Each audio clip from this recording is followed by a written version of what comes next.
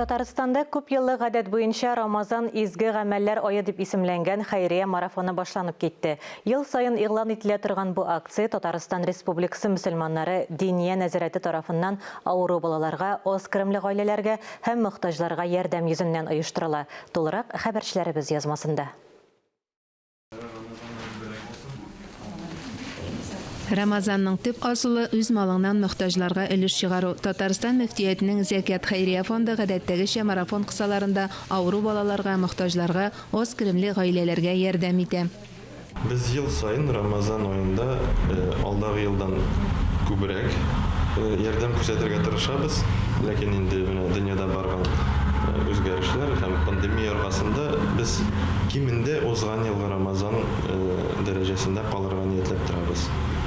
Татарстан Республикасы мөселманнары Диния нәзарәтенең Зәкят хәйрия фонды азык-төлек белән тутырылган 800 пакет өләшергә планлаштыра.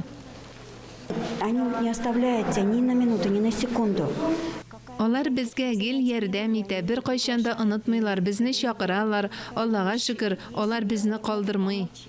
Шулай ук изге ай вакытында мөхтаҗлар өчен социаль ифтарлар үткәрелә һәм авыру балаларга ярдәм күрсәтелә. Шуларның берсе Ислам Билаглазов.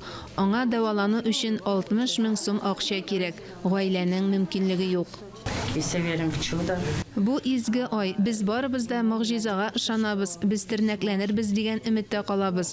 Без утырырга өйрәндек, ишетәбез, аңлыйбыз, әмма сөйләшә алмыйбыз һәм бу безгә бик кирәкле ярдәм. Узган Рамазан аенда 21 балага финанс ярдәме күрсәтелгән. Быел да шул ук күләмдә фонд ярдәм итәргә җыена. Әниләрнең өметләрен акларга без дә бергәләп булыша алабыз. Моның өчен 7715 номерына зәкят сүзе язылган СМС җибәрергә кирәк. Хәбәрнең бәясе 50 сум. Мөршидә Җихан, Ия Кислицына, Ленар Хабибуллин, Татарстан яңалыклары.